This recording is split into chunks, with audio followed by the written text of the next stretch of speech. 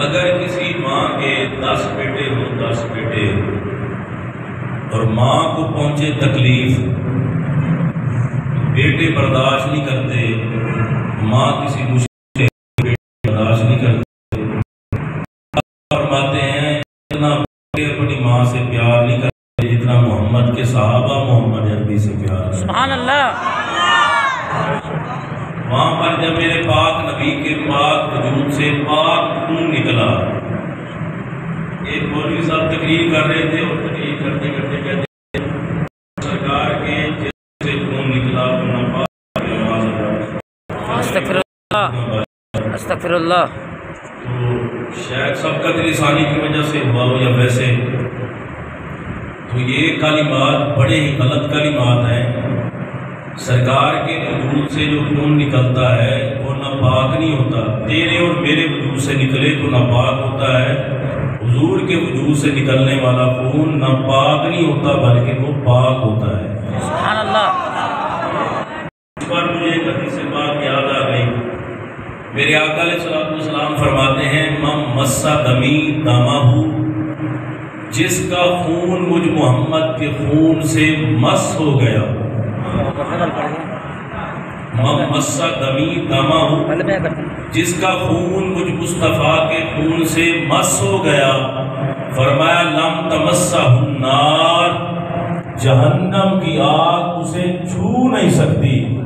تو جس کا خون نبی کے خون سے مس ہو جائے وہ تو جہنم میں جائے نا، اور جن کی رگوں میں محمد کا خون آ جائے سبحان اللہ، وہ کتنے خوش قسمت افراد ہیں کہ جن کی رگوں میں میرے آقا کا خون ہے۔ سبحان اللہ۔ انہوں نے ایک صحابی کو اپنا خون مبارک دیا، فرمایا جاؤ اسے کہیں سائڈ پہ کر کے آؤ۔ اس نے کیا کیا؟ سائڈ پہ جا کے اس نے پی لیا۔ سرکار کی بارگاہ میں آیا اور کہنے لگا یا رسول اللہ صلی اللہ علیہ وآلہ وسلم، کہہ رہا ہے میرے نبی نے فرمایا کہاں کیا ہے؟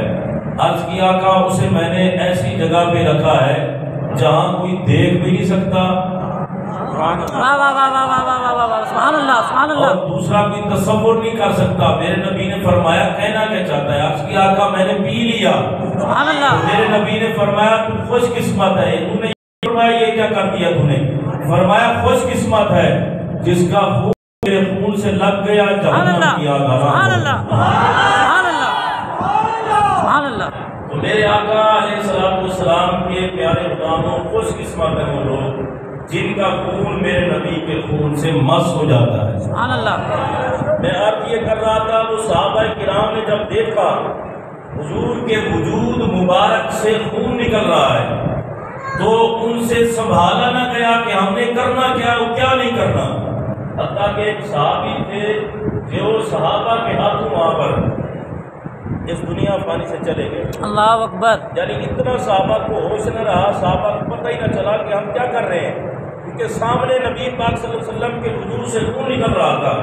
جب بیٹا ماں کے جسم سے خون نکلتے ہوئے برداشت نہیں کرتا اور اسے پتہ نہیں چلتا، تو جب نبی پاک کے جسم سے خون نکل رہا ہو اور خود کے مقام پہ صحابہ دیکھ رہے ہو تو پھر کیا حال ہوگا ان صحابہ کرام کا۔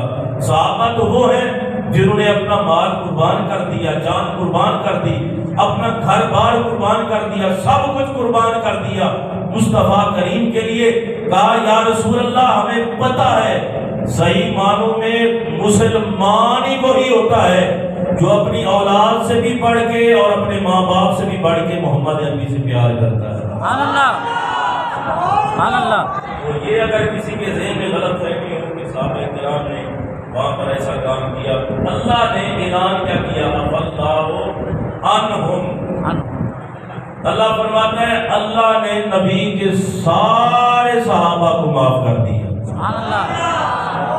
اب جب قرآن نے اس بات پر گواہی دے دی، اب کسی کو یہ حق نہیں بنتا کہ وہ صحابہ کے بارے میں زبان دراز کرے، غلط نظریہ رکھے، غلط بات کہے۔ غزوہ احد چونکہ بدر کے اندر کافروں کو بڑی ہوئی شکست، بدلہ لینے کے لیے انہوں نے بڑا کچھ اکٹھا کیا، سواریاں اکٹھی کی، مال اکٹھا کیا، تلواریں اکٹھی کی، ساز و سامان جتنا جنگ کا ہوتا ہے وہ سارا اکٹھا کیا۔ اور اکٹھا کرنے کے بعد ابو سفیان کے پاس آئے اور کہنے لگے کہ ہمیں بدلہ لینا چاہیے مسلمانوں سے، مسلمانوں نے بدر میں ہمارے ساتھ بہت برا سلوک کیا ہے۔ تو اس بات پر سارے راضی ہوئے، جمع ہو گئے تقریباً 3000 کا لشکر، اللہ اکبر، کافروں کا کتنا، 3000 کا لشکر وہاں سے چل پڑا لڑنے کے لیے۔ حضرت عباس نے خط لکھا میرے پاک نبی صلی اللہ علیہ وسلم کی طرف، عرض کی یا رسول اللہ صلی اللہ علیہ وآلہ وسلم، کافروں نے یہ کام کیا ہے تو میں آپ کو خط کے ذریعے آگاہ کر رہا ہوں۔ حضور علیہ السلام نے صحابہ کو بلایا، مشورہ کیا کہ صحابہ کرام کیا کرنا چاہیے، مدینے میں رہ کے لڑنا چاہیے یا مدینے سے باہر لڑنا چاہیے؟ کچھ صحابہ نے کہا یا رسول اللہ مدینے میں رہنا چاہیے، اور حضور کی اپنی رائے بھی یہی تھی۔ عبداللہ ابن ابی رئیس المنافقین، اس نے بھی یہی کہا کہ مدینے میں رہ کے لڑنا چاہیے، پر اللہ کی طرف سے حکم ہوا، سرکار اندر جلوہ گر ہوئے اجرے میں باہر تشریف لائے، حضور نے زرہ پہنی ہوئی تھی، دستار باندھی ہوئی تھی، میرے نبی نے فرمایا اللہ کی طرف سے حکم ہے ہم لڑائی کریں گے مدینے سے باہر جا کر۔ اللہ اکبر، سبحان اللہ۔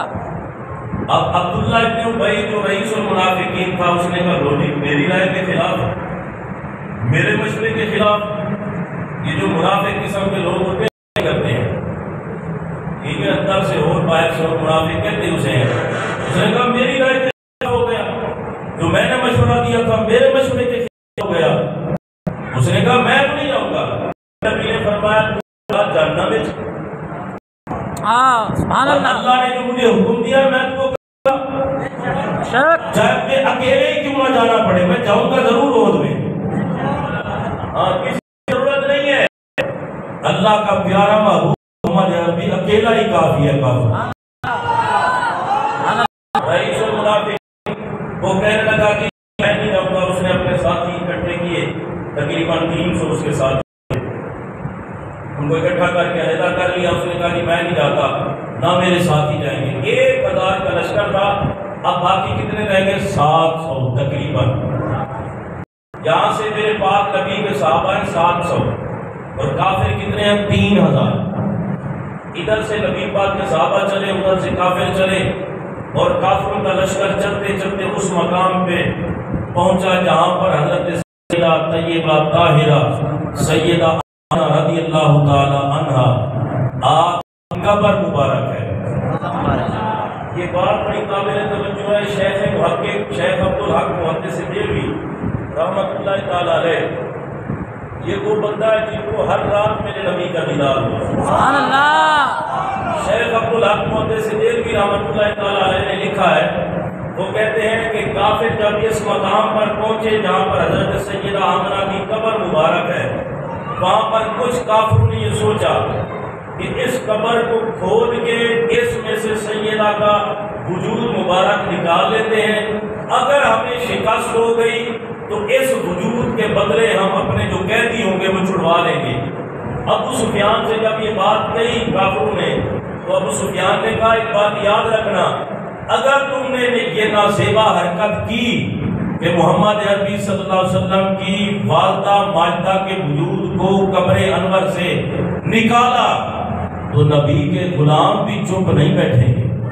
اللہ اکبر، سبحان اللہ۔ شیخ محقق نے لکھا ہے کہ انہوں نے کہا، ابو سفیان نے کہا کہ نبی کے غلام چپ نہیں بیٹھیں گے، کہا کریں گے کیا؟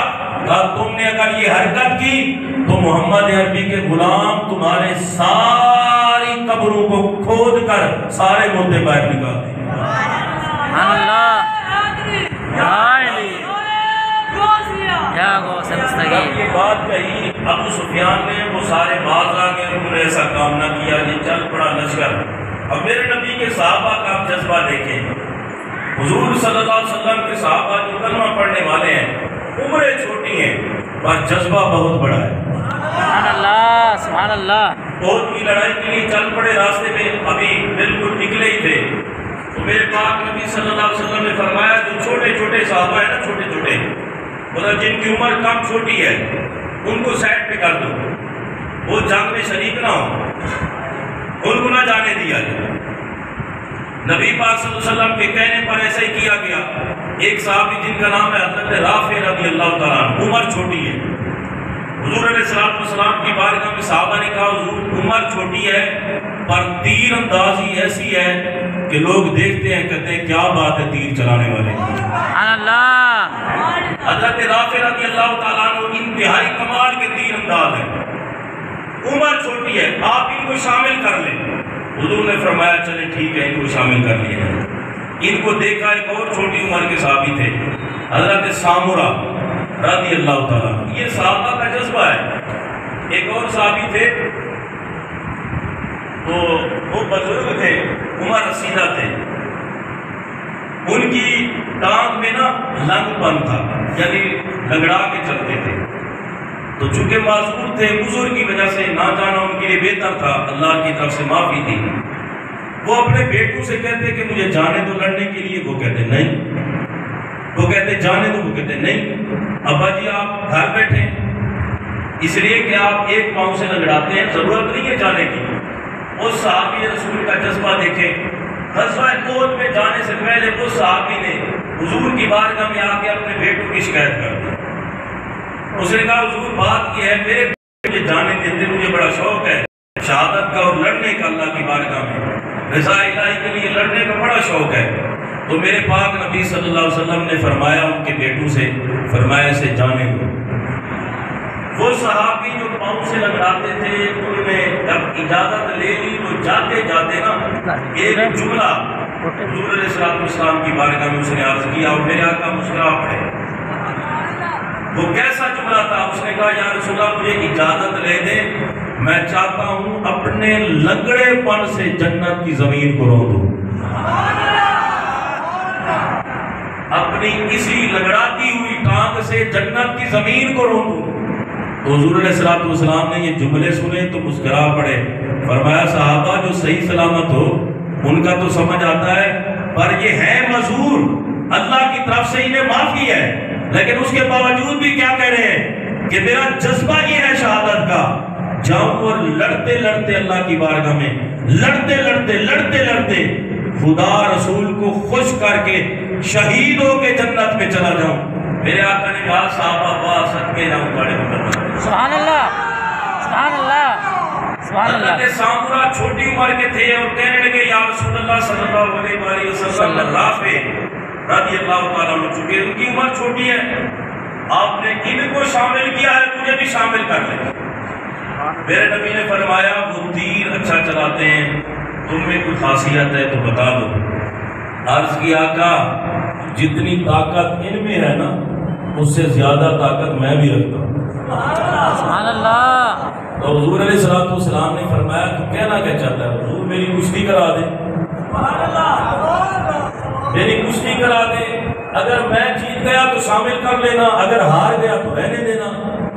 اور مفتی احمد یار فاطمی رحمۃ اللہ علیہ نے بڑی پردے کی بات کی ہے تفسیر نبوی میں، آپ فرماتے ہیں کہ ایک بات تو یہ تھی کہ حضرت سامورہ جب کشتی لڑے تو جیت گئے، کہتے ہیں اصل دوسری بات یہ تھی کیا یہ وجہ تھی لڑائی سے پہلے حضرت سامورہ نے حضرت رافع سے ایسا ایک بات کہی، کہا میرے بھائی حضور نے تمہیں تو شامل کر لیا ہے، میں چاہتا ہوں مجھے بھی شامل کر لیں، زور ذرا کٹ لانا، سبحان اللہ، سبحان اللہ، زیادہ زور نہ لگانا، اس لیے کہ میرا دل بڑا کرتا ہے جا کے رسول اللہ کی بارگاہ میں قربان ہو جاؤں، میرا دل بڑا کرتا ہے جنگ کرنے کا۔ تو حضرت صاحب تفسیر نبوی کہتے ہیں انہوں نے پہلے کہہ دیا تھا حضرت رافع سے آج تم زمین پہ گر جانا، میں جیت جاؤں تاکہ محمد عربی مجھے بھی شامل کر لیں۔ سبحان اللہ۔ جب دونوں کی کشتی کرائیں گی حضرت رافع اور حضرت سامورہ کی، تو حضرت سامورہ جیت گئے، انہیں نیچے گرا دیا حضرت رافع کو۔ میرے نبی نے حضرت سامورہ کو بھی اس لشکر میں شامل فرما لیا۔ سبحان اللہ۔ یہ جذبہ تھا صحابہ کرام کا۔ حضرت رافع کے بارے میں آتا ہے کسی غزوہ احد کے اندر نا حضرت رافع کے حلق میں تیر لگ گیا، حلق میں۔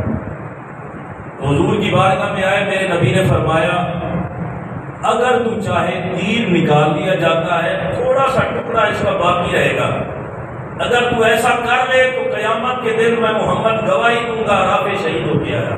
سبحان اللہ۔ حضور مجھے منظور ہے، تو پھر ان کے ساتھ ایسا ہی کیا گیا، بالکل اور حضرت سامورا کے بارے میں آتا ہے، تاریخ نگاروں نے لکھا ہے حضرت سامورا کے بارے کہ ان حفاظ کرام صحابہ کرام میں سے تھے کہ جن کو سب سے زیادہ نبی پاک کی حدیث یاد تھی۔ سبحان اللہ۔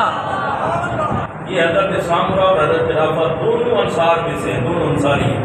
تو یہ صحابہ کرام کا جذبہ تھا، نبی پاک کا یہ صحابہ کرام کا مقدس جو لشکر تھا یہ چل پڑا، عہد کے مقام پر پہنچا، لڑائی شروع ہو گئی، اور اس لڑائی میں حضور مولا کائنات نے وہ لڑائی کی کہ فرشتوں کو بھی کہنا پڑ گیا، نہ علی جیسا جوان دیکھا، نہ علی کی تلوار جیسی تلوار۔ سبحان اللہ، سبحان اللہ، سبحان اللہ۔ اس لڑائی میں اللہ اکبر، یا رسول اللہ، یا علی، یا غوث عالم مستغیث۔ اس غزوہ احد کے اندر مولا کائنات نے وہ کارنامہ دکھایا، حضور مولا کائنات نے وہ لڑائی کی۔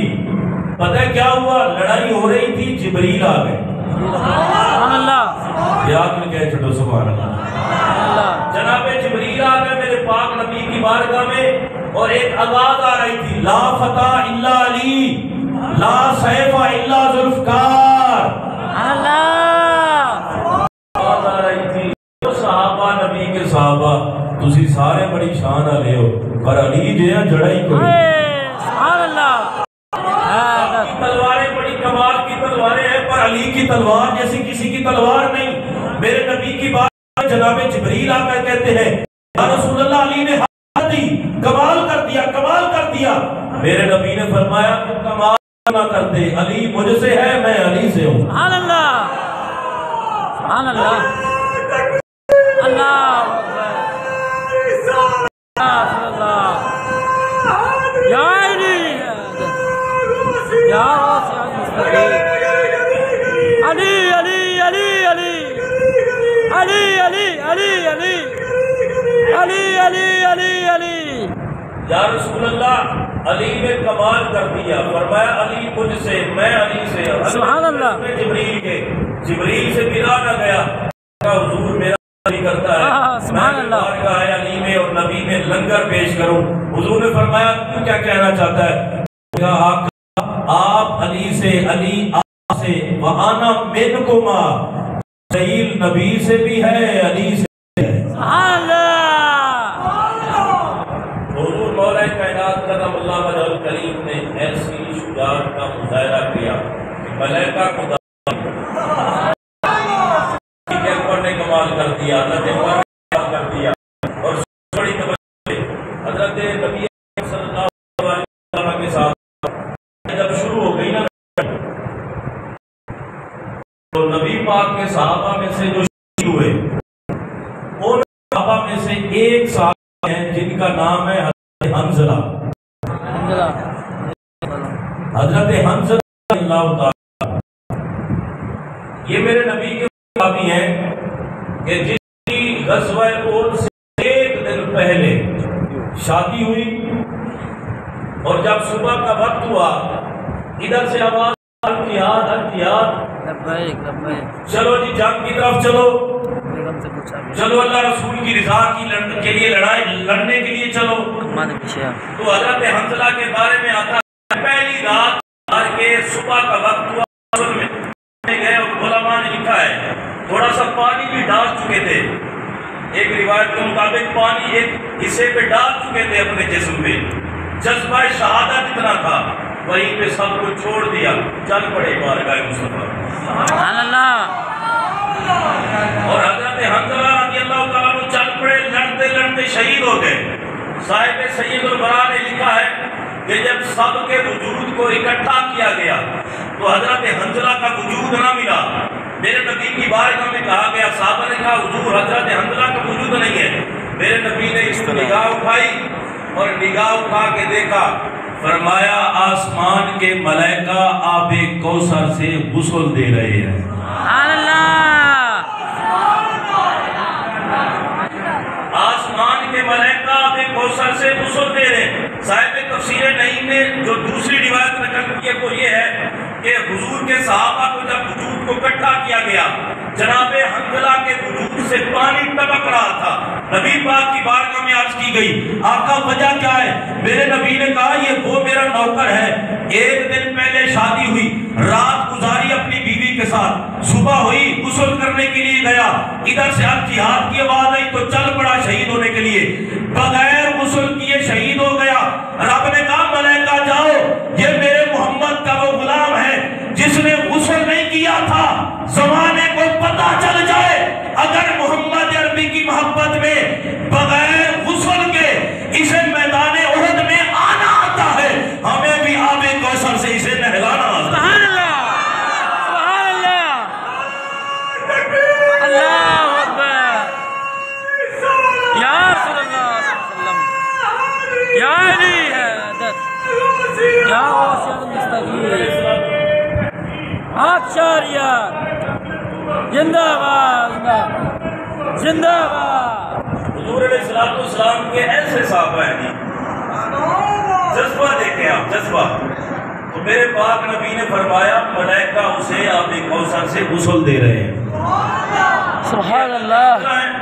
ایک اور صحابی میرے پاک نبی کے اسی غزوہ کے اندر جن کا نام حضرت سعد بن ابی وقاص رضی اللہ تعالیٰ عنہ، یہ وہ میرے نبی کے صحابی ہیں کہ جن کو میرے آقا کہتے تیر دے کے کہتے اے سعد تیر چلا تجھ پہ مجھ محمد کے ماں باپ قربان ہیں۔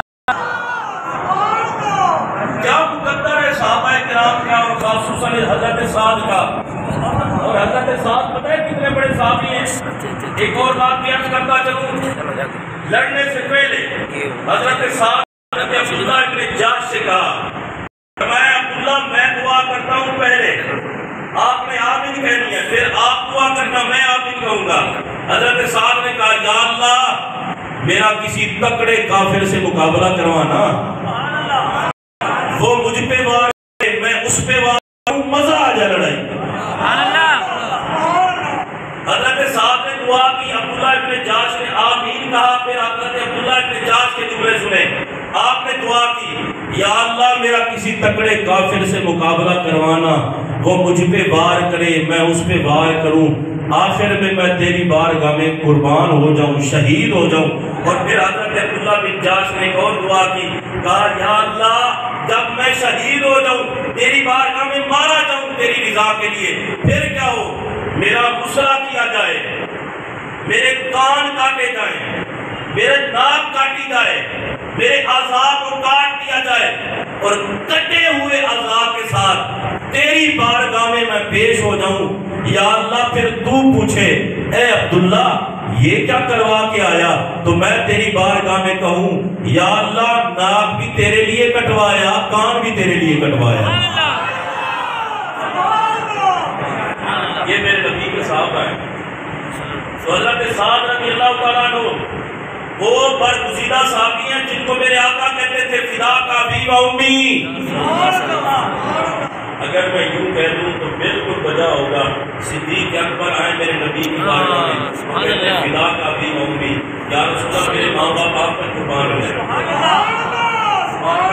محبت کے ساتھ صدیق اکبر کہیں یا رسول اللہ فداک ابی و امی، میرے ماں باپ آپ پہ قربان ہو جائے۔ جناب عمر آئے تو وہ کہیں فداک ابی و امی، یا رسول اللہ میرے ماں باپ آپ پہ قربان ہو جائیں۔